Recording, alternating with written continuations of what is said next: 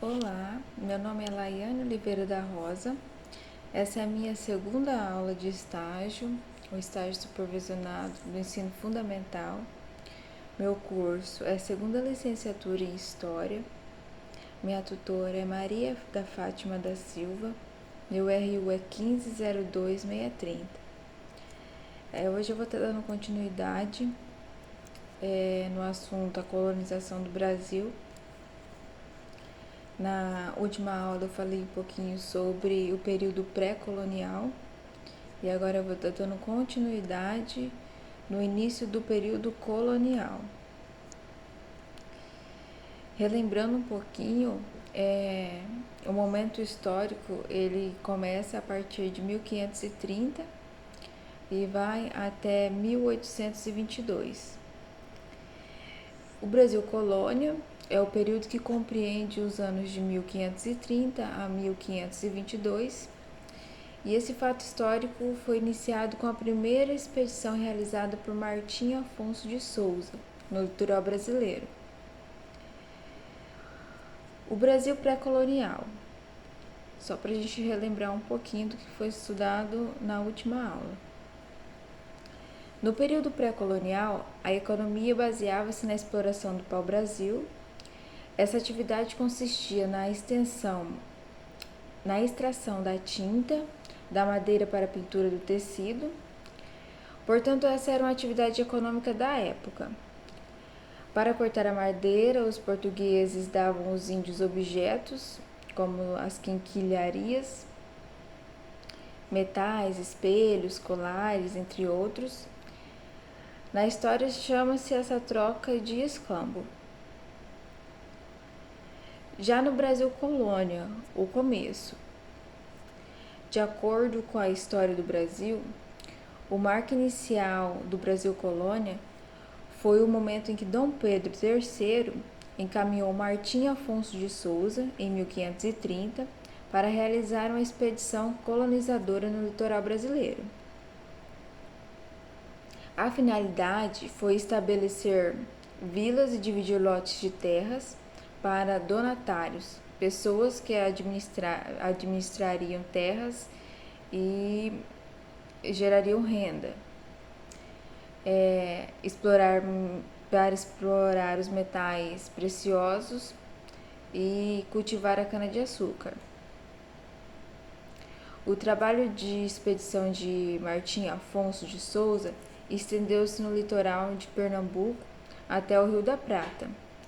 Ele fundou o litoral paulista, a primeira vila do Brasil, em 1532, denominada Vila de São Vicente.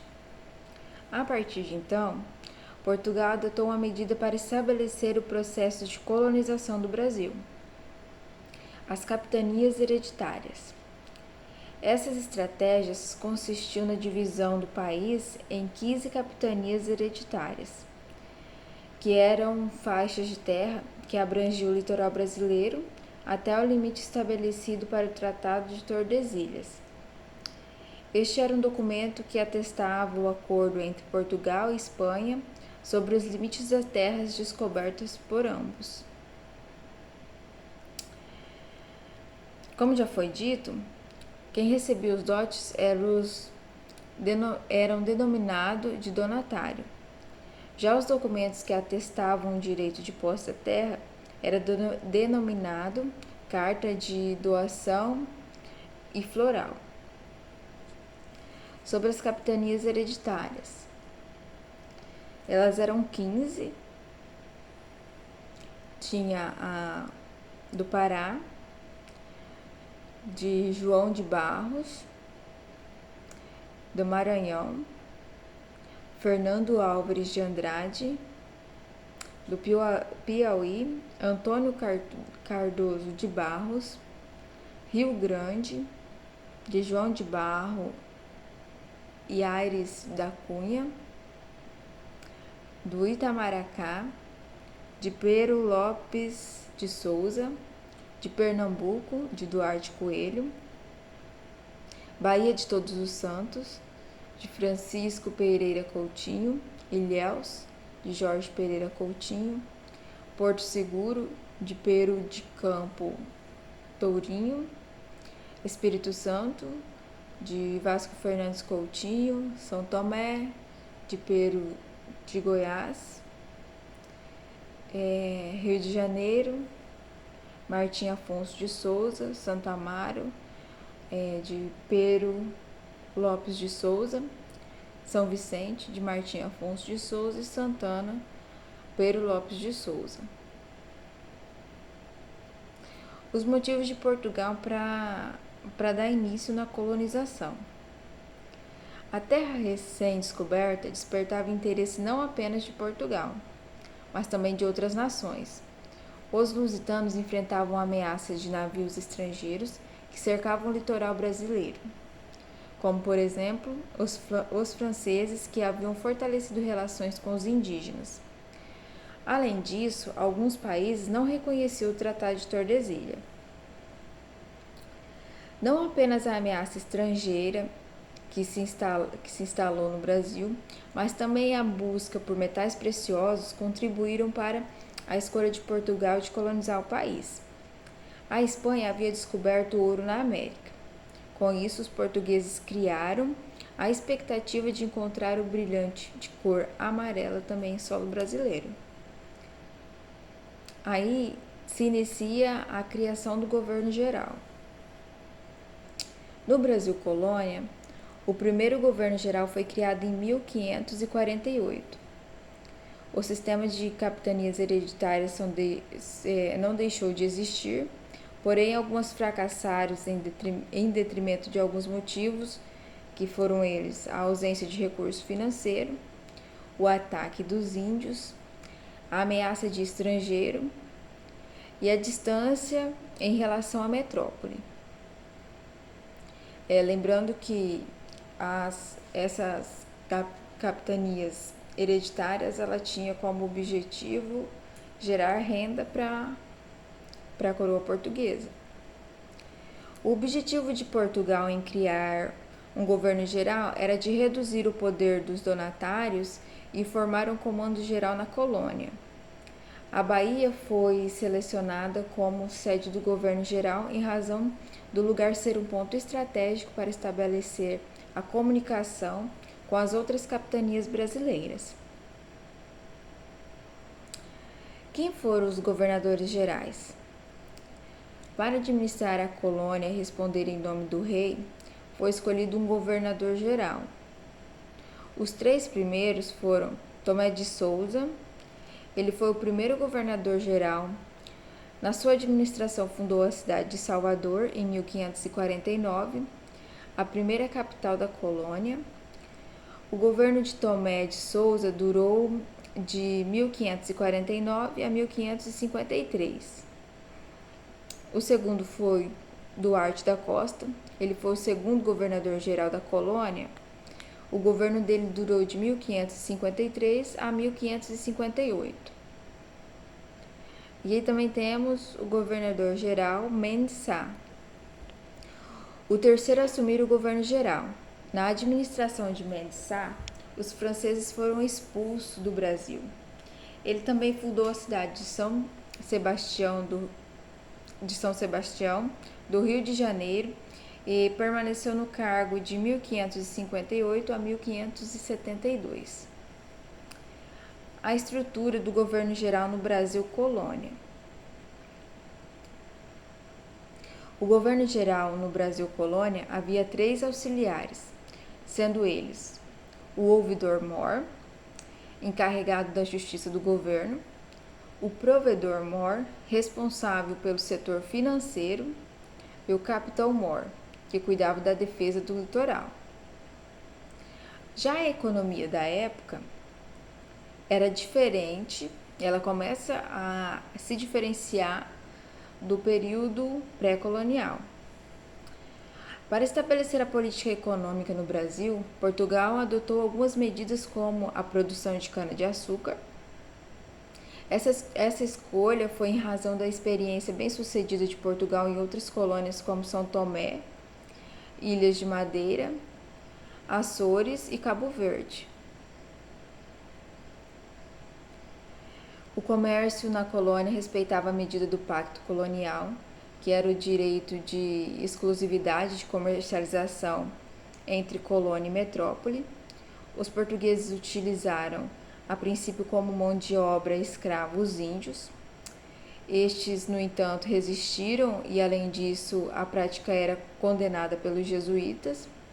A partir de então, donos de comércios escravizaram negros que vieram da África em navios negreiros.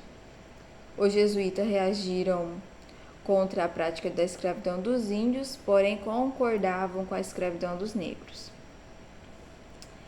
A sociedade colonial brasileira.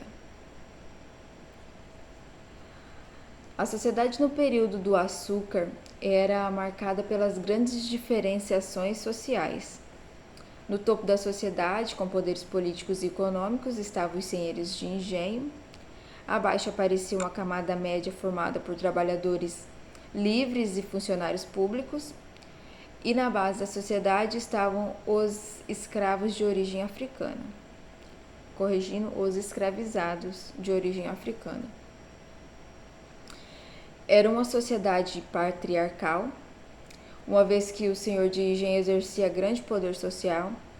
Nesse cenário, as mulheres tinham poucos poderes e nenhuma participação política, pois haviam apenas de cuidar do lar e dos filhos. E aí vem a invasão holandesa. A invasão holandesa foi um dos fatos que ameaçou o domínio português sobre o Brasil.